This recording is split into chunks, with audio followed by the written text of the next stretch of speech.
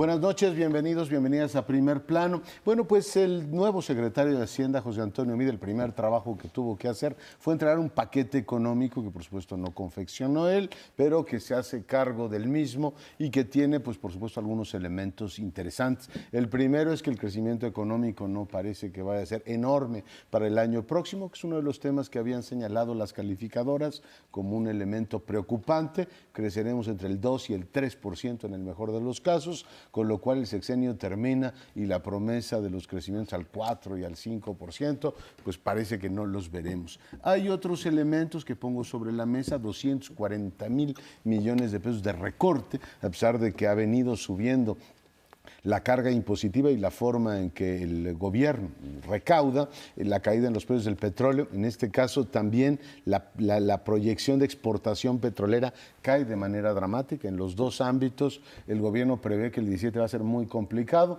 y dice que bueno, pues hay que ahorrar por todos lados y hay que pagar la deuda que hemos venido acumulando, que ha llegado ya a niveles, dijo el gobernador del Banco Central, que están a punto de rebasar lo razonable. Y lo razonable en este caso es 50 puntos del PIB. Por tanto, hay que sacar dinero de donde sea para garantizar esto que han dado en llamar el superávit, ¿no? Un superávit que algunos observadores esperaban de 1.5 del PIB. No lo tendremos de 1.5 del PIB, sino de 0.4, que en términos generales quiere decir lo que ingresamos, lo que gastamos y lo que debemos, que es una parte importantísima de este presupuesto, crece de manera muy importante, pues nos da como resultado esto un presupuesto apretado y ha generado inconformidades. No me extiendo, desde el jefe de gobierno hasta distintos sectores que dicen, oiga, ¿por qué le recorta tal ámbito? Les pongo sobre la mesa dos para abrir la discusión. Uno, ciencia y tecnología, un machetazo como de 7,000 millones, y a infraestructura también, con lo cual muchos actores dicen, oiga, estamos resolviendo los problemas presentes, pero estamos hipotecando el futuro con este presupuesto. ¿Cómo lo ven? Pues difícil tarea la que tiene en efecto José Antonio Meade. Sabemos que lo confeccionó el ex secretario de Hacienda, todavía no antiguo, apenas pasó poco más de, menos de una semana en que salió Videgaray, pero sí hay rasgos sorprendentes. Yo entiendo que se tenga que atender a las calificadoras, se tenga que atender al problema que ha venido creciendo en los primeros 3 años, casi 4 del gobierno de Peña Nieto, pero como se ha dicho siempre, un presupuesto lo que te demuestra también son las prioridades políticas, y veo algunas cosas que me parecen cuestionables, ¿no? La baja inversión, si queremos contrarrestar los precios del petróleo, los bajos precios del petróleo, y queremos contrarrestar también las bajas tasas de crecimiento que hemos tenido, no solamente atribuibles a factores internos, sino también externos, hubiese esperado a la inversión pública como algo más, digamos, como un motor que pudiera impulsar. No la quiero contrastar con el gasto corriente, porque muchas veces condenamos el gasto corriente, pero se nos olvida que ahí van los maestros, los médicos, las enfermeras, o sea, las personas, no es solamente la burocracia que muchas veces identificamos como inútil, sino otras cosas. Pero sí me sorprendió. Me sorprende igualmente que el Poder Legislativo no haya tenido ningún tipo de recorte, digamos, de austeridad. Podría entenderlo más en el caso del judicial, porque estamos echando a andar el sistema adversarial, y todavía, a pesar de que se vendió como que ya estaba completo, pues todavía hay mucho que completarle. Y finalmente, digo con lo que cerró mi compañero Leonardo Curcio, las quejas que ha habido, por ejemplo, de Miguel Ángel Mancera. Voy a tomar a la Ciudad de México, bueno, es una entidad federativa, pues de las que menos recortes sufrieron fueron las partidas para los estados. A los estados, a diferencia de muchas secretarías que se les bajó hasta el 18%, yo no sé si ustedes se fijaron que a la de Derechos Humanos viene con un presupuesto cero. No sé si se fijaron, la que hoy encabeza Alberto Beñé, cero. La de prevención. La de prevención, gracias, sí. No la de Campa, la de prevención social viene con cero de presupuesto. Pero a los gobernadores casi 5%, ¿sí?, se les va a dar de nuevos recursos. No me niego a que pues, finalmente el dinero se gaste en los estados, pero una vez más, ¿a cambio de qué? De nada, de ningún tipo de rendición de cuentas. Y si ha habido fugas y hay algún lugar donde ahorrar en términos de corrupción, es precisamente a los estados que no fueron castigados. Bien, yo no sé cómo interpretar esta reducción en el presupuesto para propósitos de seguridad pública, porque es el más severo, aparentemente así, en grueso. Hay algunos que piensan que es por la ineficiencia que ha habido en esta materia. Estamos gastando un dineral cada vez más y más, de Calderón para acá, en unas proporciones altísimas, y estamos teniendo pues, unos resultados cada día más homicidios, etcétera, ¿no? Han subido los secuestros, han subido. Entonces, yo no sé, bueno, pues estás rindiendo tan poco que ahí te va un recorte, ¿no? Lo cual, pues no sé qué tan buena lógica sea, pero ese sería uno. El otro es el de los estados, que efectivamente han tenido unas prestaciones enormes. Esto va en paralelo con lo de seguridad, sin obligación de rendir cuentas, sin transparencia. Y estamos viendo los resultados. Ahora, todos estos gobernadores que están siendo encausados penalmente, uno de los más escandalosos en los últimos días, pues, es Paderés, el panista de Sonora, que pues tiene incoados como 17 juicios penales, ¿no? Y ahora sale con la importación de caballos que costaron 100 millones de pesos. Pero es verdaderamente escandaloso. Y no acaban de fincarle un juicio a él, sino solo a sus acompañantes, a sus ayudantes.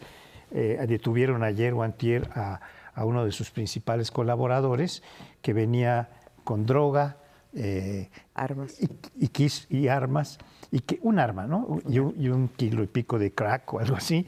Y quiso sobornar a la policía y les ofreció 3,5 millones de pesos, lo cual no es un pequeño soborno. Así habría que pues hacer una apología del policía que se resistió, porque eso es muy raro, ¿no? 3,5 millones de pesos para un policía es mucho dinero para morder. Entonces yo creo que esto del presupuesto tiene más interrogantes que respuestas, según mi perspectiva. Y en esta cuestión de los gobernadores, no solamente es el hecho de que efectivamente si no hay un mecanismo, una contraparte para rendición de cuentas, que no la ha habido desde hace mucho tiempo, y que entonces de todas maneras les dan más presupuesto, eso es un punto que ya lo señalaron ustedes.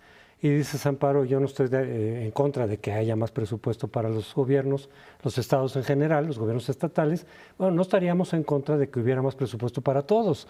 El problema es que hay que recortar. Y aquí la parte de los estados es decir, bueno, si la crisis es de todo el país, si los precios del petróleo afectan a todo el país, en fin, el endeudamiento ha llegado a un nivel demasiado elevado, pues se tiene que recortar parejo, es decir, pues también los estados eventualmente tendrían que un poco, más allá de lo de la rendición de cuentas, de todas maneras es decir, bueno, pues entonces el recorte tiene que ser más o menos parejo para todo el país, porque la crisis está afectando a todo el país, el bajo crecimiento es de todo el país, de tal manera que la distribución del recorte tendría que ser un poco más pareja. Y en ese sentido también, por ejemplo, está el gran elefante blanco que sigue chupando mucho dinero, que es el INE. Es el sistema electoral más caro del mundo.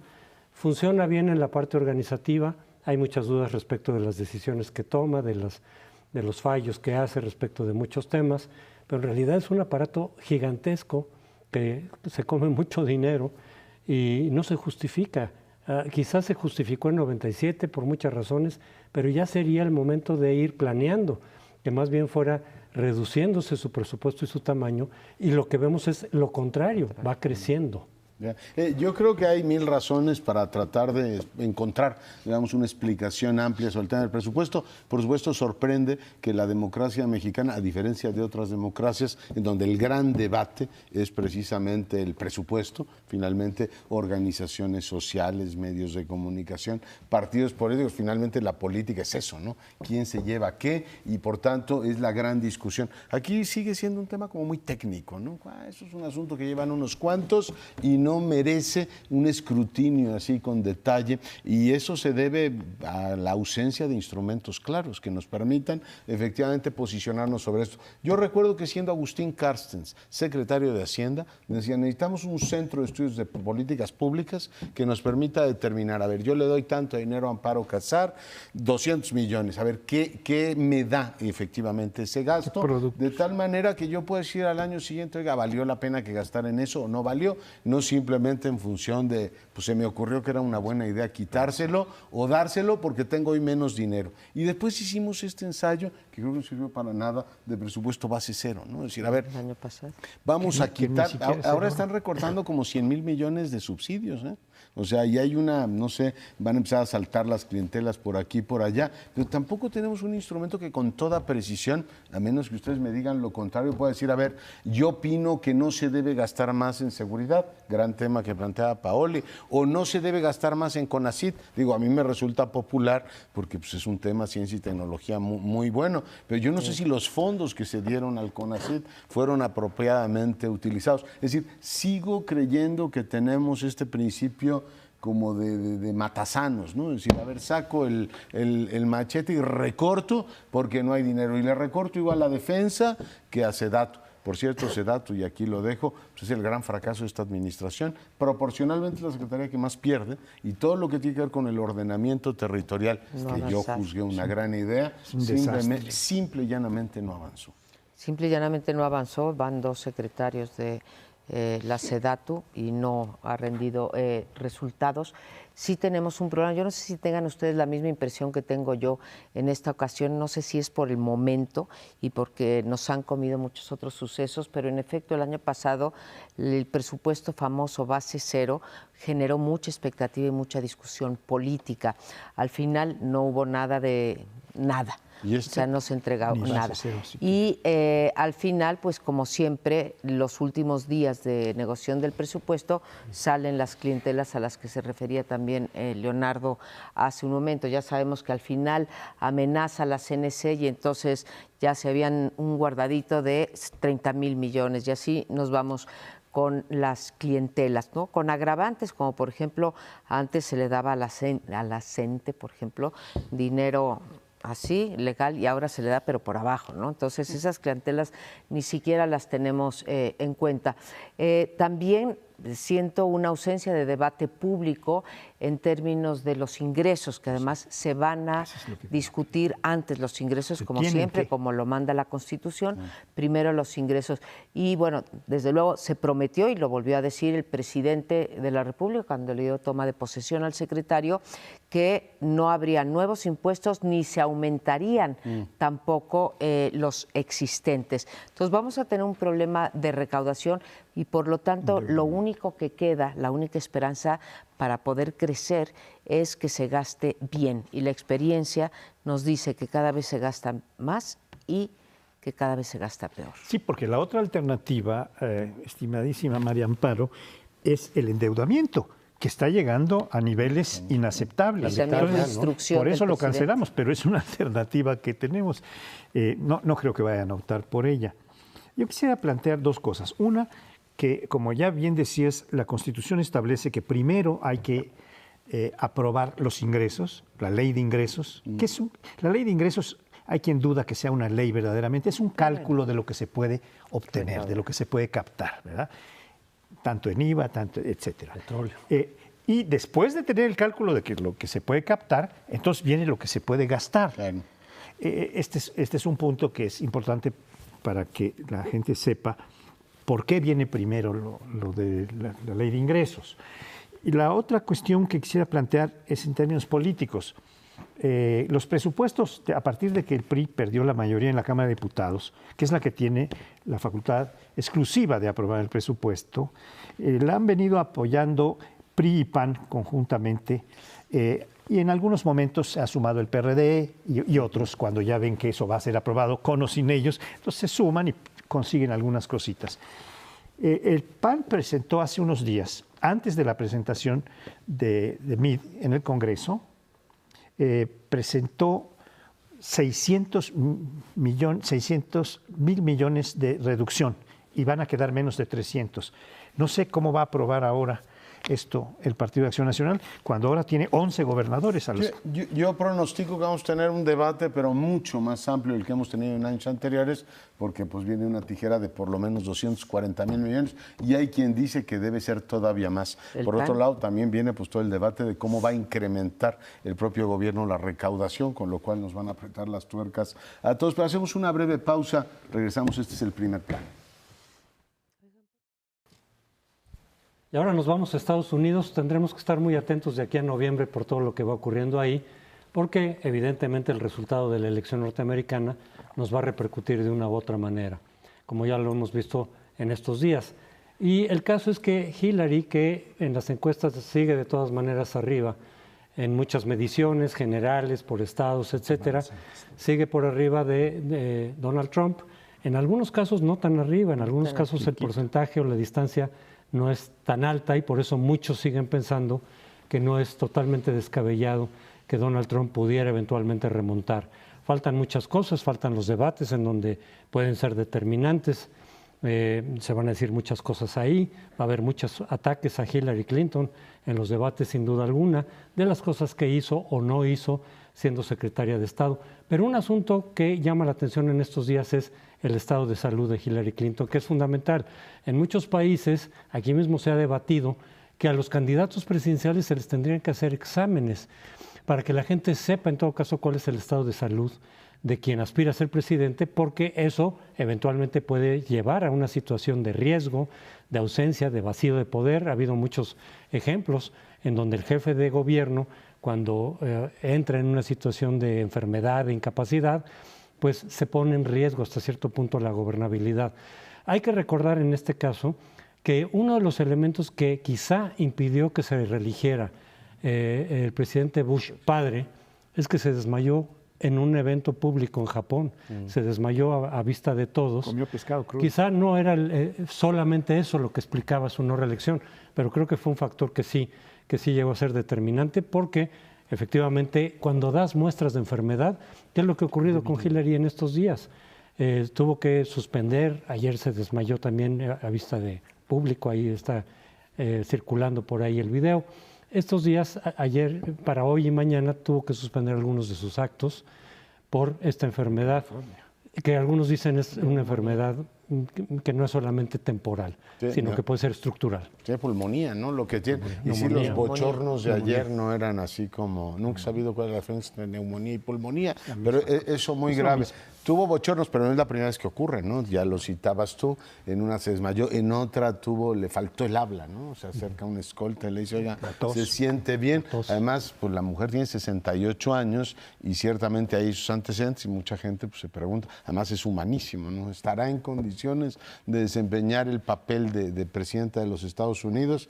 Bueno, yo creo que sí tiene un problema muy serio, porque este es un tema que Trump había venido soltando, como a ver, aparte de todas las discrepancias que tengo con ella, tiene un problema serio y la verdad es que no tengo ni idea, sería un buen tema para ponernos a estudiar qué puede hacer el Partido Demócrata para reemplazar si tu candidato pues no está en condiciones, ¿no? De todas maneras, Hillary ha pasado una época pues, muy difícil, está muy previsible en sus alocuciones, está en un perfil de desgaste muy fuerte, está tan aburrida como la serie esta de Madame Secretary, ¿no? Absolutamente previsible, que supongo que la hicieron inspirada en ella. Entonces no va agregando nada. Con el éxito de ella. No va agregando absolutamente nada a la campaña, sí. Y el otro a la chita callando va por ahí. Un último apunte, en México varios políticos deben estar celosos porque hoy vi una encuesta que publica el Universal. Sí. Todo mundo en este país, en el nuestro, sabe quién es Trump y sabe quién es Hillary. Y los gobernadores, secretarios de Estado hacen piruetas, saltan, declaran, se maquillan, compran campañas de publicidad y menos de la mitad sabe quién es. Debe ser bastante frustrante eso, ¿no? Pero digo, lo dejo como apunte y retomo el asunto del drama personal de una Hillary que además de todo pues no despunta, ¿no? En su campaña. Sin duda es muy impresionante lo que conocimos a través de la encuesta de El Universal con estos altísimos niveles de conocimiento, sobre todo para una sociedad que dice no estar interesada en la política, ¿no? Pero en fin, hay algunas explicaciones, en la de aquí sí, hay algunas explicaciones para ellos. La edad, bueno, acaba de tener Perú sus elecciones y pues eligieron un presidente de 78 años. Kuczynski 78, Kuczynski, ¿no? Incluso Trump es mayor. Hillary Clinton carga aquella, ¿se acuerdan? Aquella especie como de aneurisma, una cosa así que le dio antes, bueno, siendo secretaria ya de Estado, y de ahí es de donde Trump se agarra. Creo que esto hay que verlo en el contexto de, en efecto, las elecciones norteamericanas, en donde nos guste o no, más bien no nos gusta, pero se han venido cerrando. Veía ayer las encuestas en eso que se llaman los estados swing, aquellos que pueden ir para un lado o para el otro y que pueden tener la capacidad de definir la elección.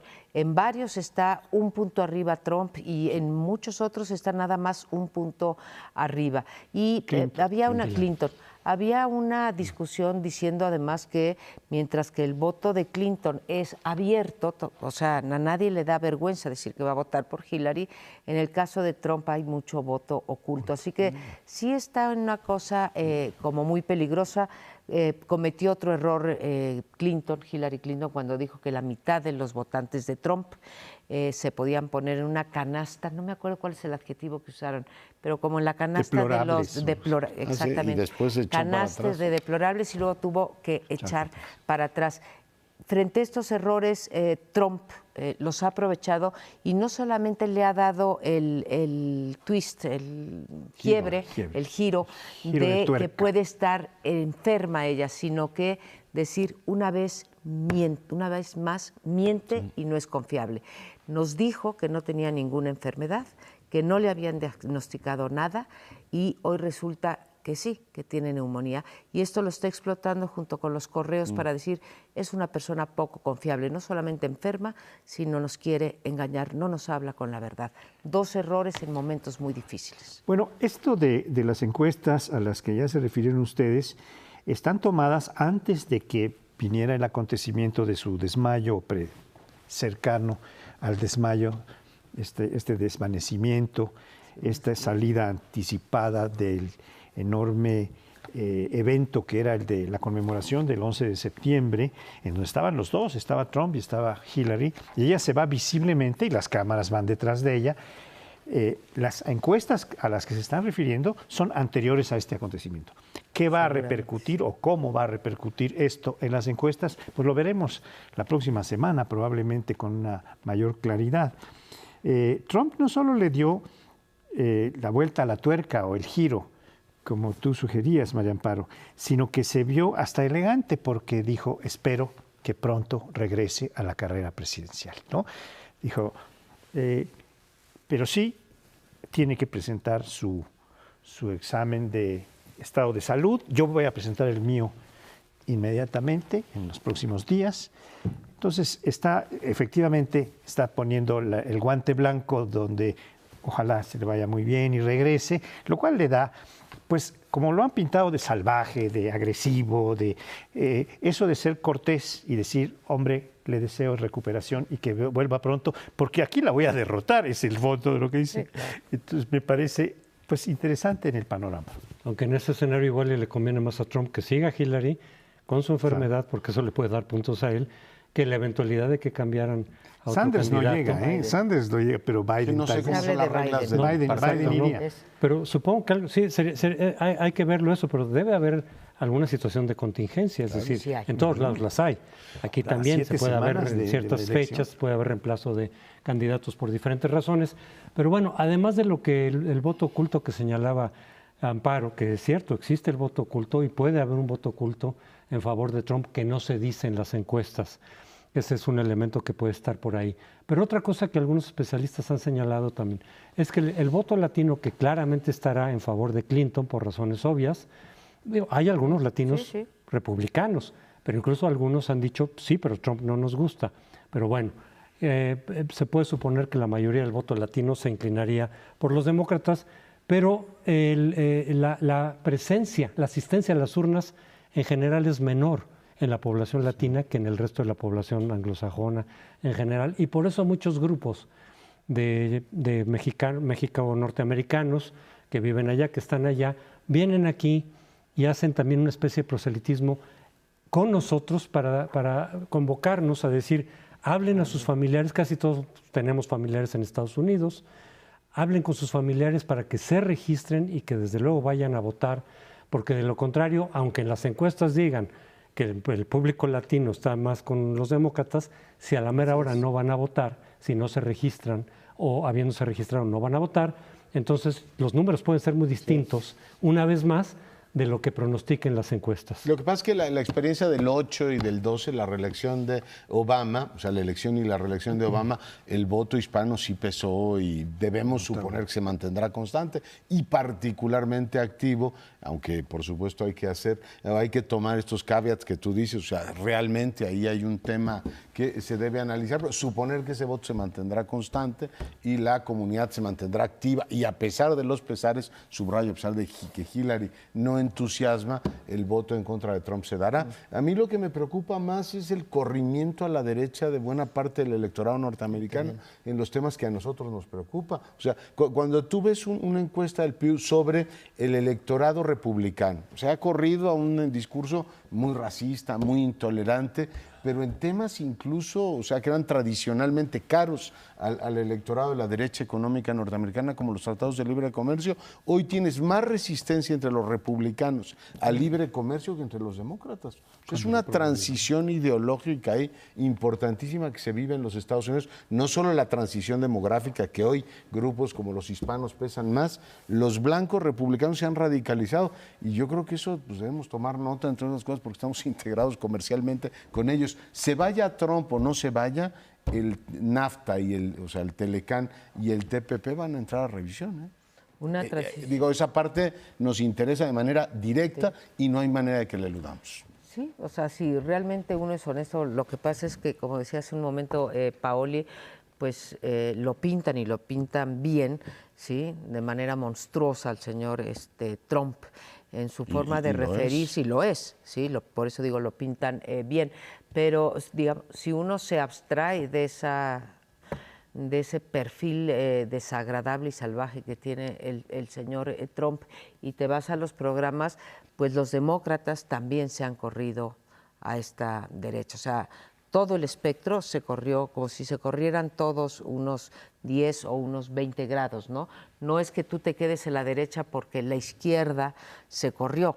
No, aquí se corrieron las dos fuerzas principales en Estados Unidos y hoy vemos un programa de Hillary Clinton en donde está pidiendo la revisión del Tratado de Libre Comercio, teniendo sus dudas sobre el TPP, teniendo sus dudas sobre la migración. Entonces, sobre el tráfico de armas, en los 5 temas fundamentales para México no hay la gran promesa.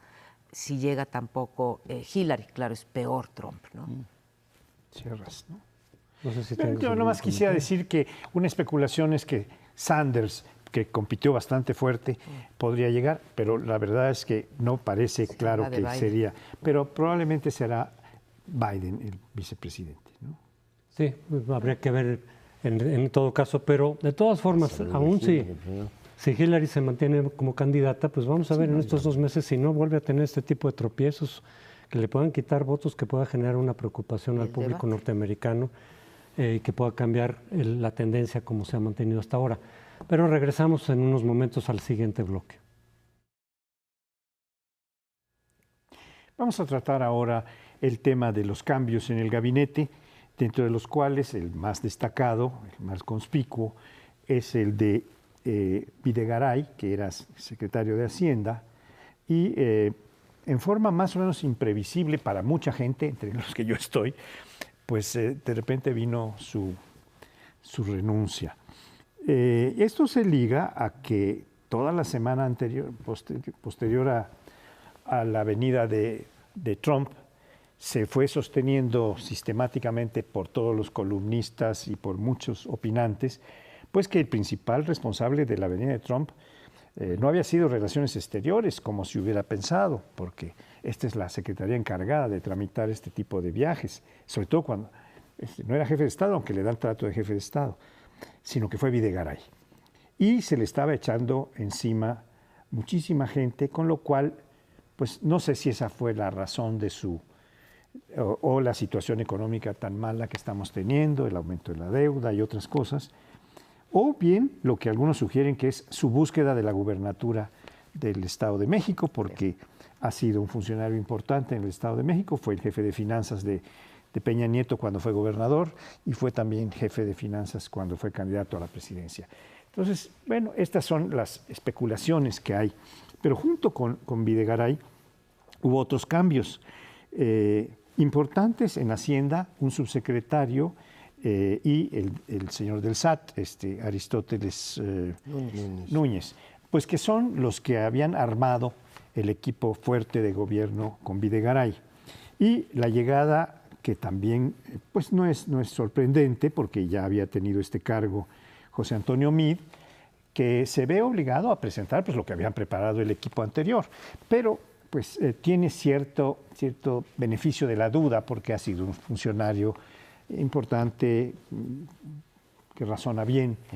Y luego hay otra cuestión que podría ser interesante de analizar, es que el subsecretario de Gobernación, Miranda, pasa a la Sede Sol, con lo cual ha despertado una serie de sospechas enormes, sobre todo en el PAN, para decir que va a poner la política social al servicio del PRI. Esto es lo que está en el juego. Yo 3 puntos. No sé si este cambio en el gabinete y las consecuentes, porque en realidad, ajustes, porque se fue el Luis Videgaray, no por otra cosa, ¿sí? Se fue Luis Videgaray, entonces fue Meade, entonces ponen al secretario de Desarrollo Social, al señor Miranda. No sé si es el primer acto de otros actos que vengan en términos de cambio de gabinete. Si es el único, me parece, una vez más, que se deja pasar una oportunidad para dar una señal de un cambio en los próximos 2 años o en los últimos 2 años de gobierno. Hay quien dice que mejor que una crisis de gabinete, como por ejemplo hoy Silva Herzog, que dice que sería mejor un bajo perfil y que ya no hiciera nada y que fuera prudente durante estos 2 años. Habemos otros que pensamos que 2 años y algunos meses son muy buenos para desaprovecharlos. Entonces, caben las 2 posibilidades, que no venga nada más. Ominosa me parece la señal que acaba de mandar el presidente de la República con el subsecretario Miranda, no solamente porque no tiene ningún expertise técnico. Finalmente, José Antonio Meade va y no va a pagar ninguna hacienda y no va a pagar ninguna curva de aprendizaje. Conoce los pasillos, las escaleras, ¿no? O sea, las secretarias, todo.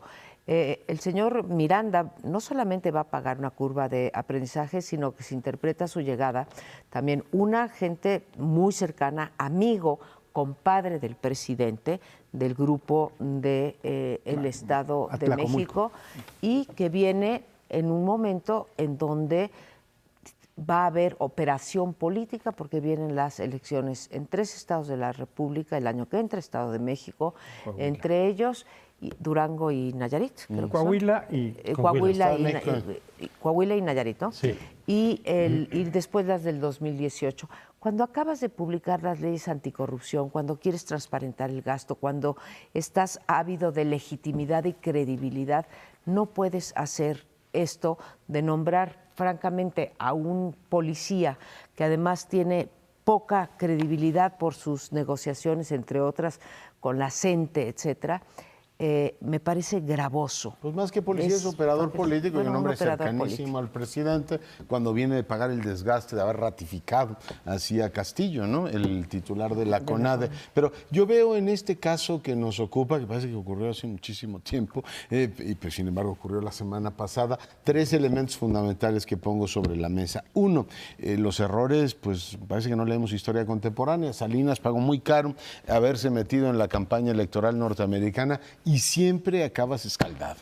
La segunda, ese error no lo cometió Fox, pero podría habérselo contado a Peña. No se puede hacer política exterior sin la opinión pública, por lo menos no en los tiempos que corren. Y pudo haber consultado mínimamente antes de haber tomado la decisión una encuesta telefónica. Oiga, ¿qué les parece? Hoy nos dice el Universal, 9 de cada 10 Ojo, 9 de cada 10 le parece una mala idea. O sea, si preguntáramos quién es la gloria nacional más importante de este país, no tendríamos porcentajes del 90%. Habría quien, o sea, estamos hablando de todo el país en un consenso en contra de eso. Y Fox no cometió el error que le sugerían, entre otros, Enrique Krause, de que nos metiéramos a la guerra con Irak, porque dijo, ¿cómo están las encuestas? Pues muy mal, prefirió enfermarse. O sea, no se puede hacer política exterior si no tomas en cuenta la opinión pública en estos tiempos. Y la otra, pues alteró con este gravísimo error, que efectivamente lo que hizo fue usar a Luis Videgaray como torniquete, pues estaba perdiendo hemorragia, estaba perdiendo sangre. Una hemorragia. Yo creo que el presidente se preguntó, voy a ir al homenaje de Juan Gabriel, y le dijeron, ni se le ocurra acercarse. Entonces habrá dicho, oye, esto está de la trompada, ¿no? Nunca mejor dicho. Pero el desequilibrio sucesorio.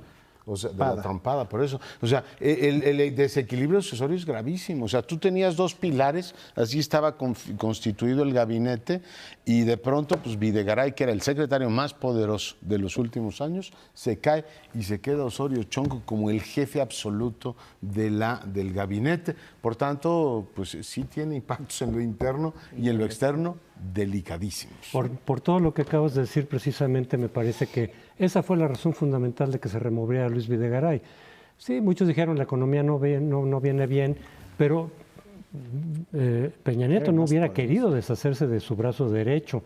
De hecho, parece que lo tuvo que hacer ya muy de mala gana por el costo político que se había generado. Fue la forma en la que se pudo un poco disminuir el descontento que se generó en todo el país por esta visita tan mal hecha, tan mal planeada, tan improvisada de Donald Trump.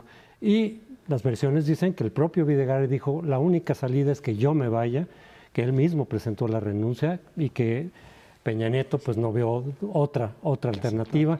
Y por eso fue justo antes también de negociar el presupuesto, porque si hubieran sido otras las razones lo hubiera quitado desde antes, no el día anterior justo que se va a negociar el presupuesto. Yo creo que sí fue el precipitante de esta salida, fue lo de la visita de Trump. Y es que lo que pasa es que el error en parte consistió en que se vio solo un ángulo del problema, que era el ángulo muy tecnocrático, muy de Luis Videgaray, de decir, vamos a prevenir que en caso de que gane Trump, no se muevan los mercados de manera desfavorable. Sí, pero estaban todos los ángulos del político interno del que ya hablaste y la relación diplomática con el equipo de Hillary Clinton, con el propio presidente Obama. O sea, era una cuestión muy delicada que tenía que haberse visto con tiempo desde varios ángulos para que no saliera mal, con el alto riesgo de que de todas maneras saliera mal. La improvisación con la que se aplicó, pues ahí están los resultados. Y por eso es la salida de Videgaray, que me parece entonces que no estaba planeado un cambio de gabinete más de fondo, sino que esto precipitó nada más esa salida. No hay secretario de Función Pública.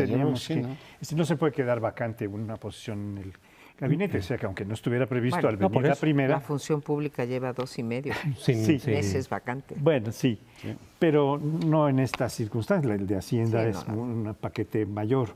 Dicen que es el vicepresidente de México. Una acotación muy sencilla, José Antonio, decías cuando ya se iba a empezar a negociar el presupuesto. La verdad es que el presupuesto se empieza a negociar desde marzo con las fracciones parlamentarias, etcétera, en diversas formas. Lo que se iba es a presentar el proyecto que el secretario de Hacienda tiene que presentar. Ok, sí, por eso digo que es una muy sencilla. La otra es que aquí hubo una trompada a propósito de las sugerencias, porque Trump, en cuanto renunció Videgaray, dijo, México ha perdido un gran ministro con el que le metió otra trompada a Peña Nieto, con el que hubiéramos hecho grandes y maravillosos acuerdos. Así dijo en su discurso. Esto se me hace verdaderamente terrible para Peña Nieto, entre otras cosas, porque primero reconoce que el trato no se hace con el presidente, sino que lo iba a hacer con el secretario, con el vicepresidente, con el secretario de Hacienda, ¿no? Que era el contacto, con el equipo de Trump. Lo está denunciando como un arreglo que había tenido con él. Un gran ministro. Entonces, yo no sé si esto les parece... Mira, por fortuna, la sustitución de Luis Videgaray fue por una persona, por un funcionario que es aceptado aquí adentro y allá afuera, y eso pues finalmente creo que ayuda. Hablando de pérdidas, y no en el mismo sentido de Trump, Una gran pérdida es la salida de Aristóteles Núñez, que estábamos hablando hace un momento, que sale del sistema de administración tributaria, donde a pesar de las dificultades le tocó y además a pesar, digamos, de que viene de un grupo pues políticamente que presiona fuerte en términos de favores y desfavores, ahí se prescinde de un funcionario que creo que era muy importante. Pero una pregunta, ¿él salió como protesta de la salida de Videgaray o lo removió Meade? La mayoría piensa que fue lo primero, que Meade no lo hubiera removido. Con su jefe. Sí, Meade no lo hubiera removido, son del mismo grupo, en fin. Que yo me sigo preguntando por qué un alto funcionario del Estado en cuestiones técnicas tiene que tener reacciones de ese tipo, cuando su jefe lo que hizo fue presentar la renuncia y decir, oiga, presidente, usted no puede seguir perdiendo legitimidad porque está en los 20 bajos cuando le quedan todavía 2 años. Yo creo que hizo lo correcto Videgaray y Peña para contener efectivamente el problema. Y lo de Trump, pues ahí está la moraleja, no te fíes de esos tipejos porque o te apuñalan a la entrada o te apuñalan a la salida. A la salida. Pero que bueno, te apuñalan. Pero que te apuñalan no hay duda. Este tema que probablemente siga si tiene otro puesto político Videgaray. Nos vamos a un siguiente bloque. Espérenos un momento. En este último bloque cambiamos a un tema más social que político, en principio, porque afecta a grupos de individuos, pero que desde luego tiene consecuencias políticas de gran importancia. Tuvimos en este fin de semana 2 marchas, uno en favor de la Sagrada Familia, concebida en los términos más conservadores que pueda haber, y por otro lado, pues aquellos manifestantes el sábado que proponen, como hoy está en la Constitución, una familia en el sentido amplio y no aquella nada más constituida como padre, madre e hijos. El enfrentamiento ideológico entre estos dos grupos es muy importante porque sí estamos hablando de un derecho fundamental, el derecho fundamental a decidir tu preferencia sexual, y algunos dicen que eso no debe de traducirse en la legalidad de esto, que pueden ser homosexuales, pueden ser lésbicos, pueden ser cualquier otra, porque ahora tenemos muchas transvestis, en fin, pero que eso no les da derecho a tener no la bendición, sino la bendición, digamos, civil, el estatus de poder ser cónyuges y poder incluso tener los derechos que tienen todos los matrimonios tradicionales. Se enfrentan estas dos visiones, la Iglesia está metida en estas dos visiones, y si bien yo sostengo que las dos marchas son perfectamente legítimas y cada quien puede ir por su causa, lo que sí me pregunto es dónde está Gobernación y levantar la idea de un Estado laico, porque la Iglesia sí está jugando un papel importante, denostando a todo aquello que tenga que ver con los matrimonios gay, con el derecho de adoptar y con la iniciativa de Peña Nieto. Ahí sí, una cosa son las marchas y manifestaciones cívicas y otra que respeto, y otras son el papel de el Estado mexicano como guardián. Fíjate que yo no lo veo así. A ver, yo veo 3 cosas. Creo que la Constitución claramente pues, nos define como personas que tenemos derechos, ¿no? Y no dice, si usted tiene tal preferencia sexual, luego tal derecho se lo quito. Yo creo que la Suprema Corte ha dicho claramente, a ver, no hay manera de que este tema, independientemente de las legislaciones que pongan, si tú invocas ese derecho que tienes a casarte, pues finalmente te lo van a tener que reconocer. Y yo creo que ese es un elemento central. Lo segundo, algo de pedagógico tiene.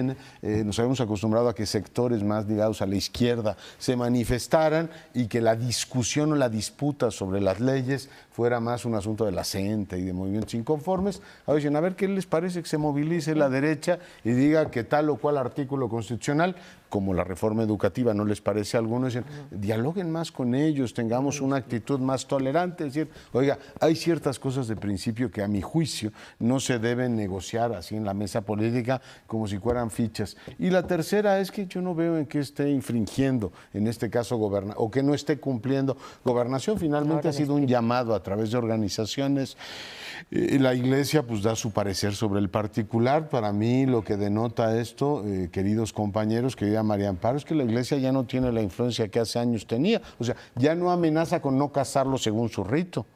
Se le preguntaba a Valdemar hoy, a ver, señor, pues usted está preocupado por el contrato cívico. O sea, la Iglesia está preocupada por el registro civil, no por sus matrimonios, o sea, los matrimonios que ella misma celebra, lo cual prueba que efectivamente siente que su capacidad de influir en la vida de la sociedad es bastante menor. Yo lo veo así y yo reclamo el derecho de toda persona de casarse si es su voluntad con quien le dé la gana. No veo en qué eso afecta a los demás o altera los equilibrios sociales. Lo que pasa es que ha habido se ha dicho mucho que también hubo muchas mentiras a la convocatoria de estas marchas en las diferentes, las iglesias, los párrocos, etcétera, porque se le está diciendo a los feligreses que la ley implica muchas cosas que no implica, que se está induciendo, digamos, la homosexualidad como algo favorable a los niños, que se les va a obligar a vestirse del sexo opuesto para que conozcan, digamos, lo que es el travestismo y todo eso, pero como una obligación, en fin, una serie de cosas que no son ciertas y que sin embargo circulan. Y mucha de la gente que se entera de estas cuestiones sociales, no a través de los periódicos, sino lo que diga el párroco, pueden ir muy convencidos de que efectivamente están resistiendo una afrenta, lo que sí sería una afrenta a la educación en los niños, etcétera, pero hay muchas mentiras ahí de por medio. Y también muchos argumentos que son discutibles. Por ejemplo, dice este bloque conservador, dice, es que no es un derecho el de casarse de los homosexuales, porque los derechos no se pueden inventar. Entonces, ¿de dónde salieron los derechos? Los derechos no estaban escritos en la piedra de Moisés. Por ejemplo, los muchos derechos que han adquirido las mujeres, por ejemplo, a votar, no los tenían antes. Es una creación social. El derecho, en el siglo XIX no tenían derecho a casarse quienes no fueran católicos. No solamente no los homosexuales, sino los protestantes no se podían casar porque era solo a través de la iglesia. Bueno, se llegó a la idea de que hubiera un derecho de que cualquier religión o no religión te puedas casar civilmente. En fin, los derechos se crean y entonces se está creando este derecho del matrimonio legal sin distinción de clase social o preferencia sexual. Hubo un cambio muy importante en la Constitución en relación con el 130 que habla de las relaciones entre Estado e Iglesia en el 92. Y en ese cambio, entre otras cosas, consistió en eliminar una frase de la Constitución en la que decía que se prohibía a los ministros de culto oponerse públicamente a las leyes. Esto se eliminó entonces, pero sigue estando ahí. Por esto se han cuidado un tanto en las manifestaciones de no decir de lleno estamos en contra de esta iniciativa de ley, aunque todo el mundo sabe que es ahí, porque lo habían dicho antes Valdemar y otros, sino que van diciendo porque nos están induciendo a una degeneración, porque quieren poner a nuestros niños y se oponen sobre todo muy radicalmente a la capacidad que ahora esta ley le da a los matrimonios del mismo sexo que puedan adoptar.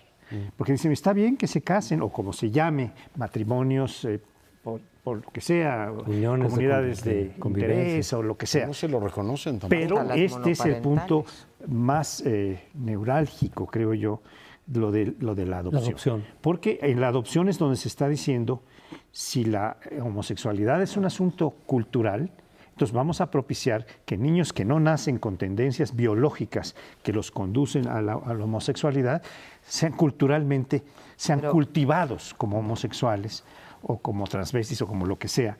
Y esta es la objeción principal que están poniendo. Y hubo 17 marchas el día de ayer en diversas entidades. El sábado, entonces, ¿no? ¿El sábado? El sábado, sí. Perdón, pero esto es lo que creo que está generando una tensión fuerte. ¿Por qué decía yo que notaba la ausencia del gobierno, del Estado, en particular de la Secretaría de Gobernación? Una parte la responde, y estoy de acuerdo con José Antonio Crespo. Hay una serie de manifestaciones, en Monterrey vimos quizá la más, o en Nuevo León en general, la más bárbara, de arrancar hojas de los libros de texto, en donde se dicen cosas, por ejemplo, en el de secundaria, porque lo revisé, que la preferencia sexual o digamos, las relaciones sexuales son construcciones sociales que, como dice Crespo, pues van evolucionando. A mí me gustaría ver, como vi en el caso de Trump, a pesar de que sabemos que no fue la decisión de ella, de Claudia Ruiz Massieu, de Luis Videgaray, etcétera, defendiendo que viniera Trump a México y dando todo un discurso. Yo sí esperaría de Gobernación decir, a ver, señores, yo no voy a permitir todas esas mentiras a las que se refirió Crespo, y no vamos a quitar del libro de primero de primaria, secundaria y prepa lo que ha decidido el Consejo que decide los libros de texto para complacer a un sector de la población lo hizo a través de CONAPRED, a mi juicio, lo dijo. A ver, lo que tú no puedes como gobierno tampoco, por eso digo que tiene un efecto pedagógico muy bueno cuando salen y dicen esas barbaridades, decir, ¿y tú qué le vas a decir a la gente que quieren privatizar el sistema escolar de Oaxaca? Tú solo repiten, que les van a cobrar. Entonces, dicen un montón de cosas que no son ciertas y en base a eso bueno, pero ¿quién los va a encarar y decir, oiga, usted está mintiendo bellacamente? O sea, yo creo que ahí no es función de un gobierno, o sea, lo debe hacer, debe defender su iniciativa, pero no confrontar y mucho menos decir, tiene usted prohibido en la arena pública decir mentiras, porque no se acabaría. Y nada más un apunte, he oído a muchos abogados, Pauli, decir que el tema de la adopción es un tema individual, o sea, no tiene nada que ver con que estés casado o no estés casado, o no, es individual. Y claramente la Iglesia dice que está preocupada por eso, pero no es verdad. Ellos están en contra de la idea de que dos personas del mismo sexo se casen. Después nos venden la idea de que están tutelando el derecho de los niños, pero claramente se oponen desde el inicio a la idea de que dos personas puedan casarse si les da la gana, del mismo sexo. Bueno, pues creo que sí hay consenso en el sentido que cada quien puede manifestarse en el sentido que más le parezca, y son válidas las marchas, y donde hay diferencias, digamos, con la fortaleza o la firmeza con la que creo que tendría que salir un gobierno a defender su posición cuando el presidente mandó una iniciativa así. Nos vamos, se nos acabó Primer Plano, pero vamos a estar aquí el próximo lunes a las 10 de la noche.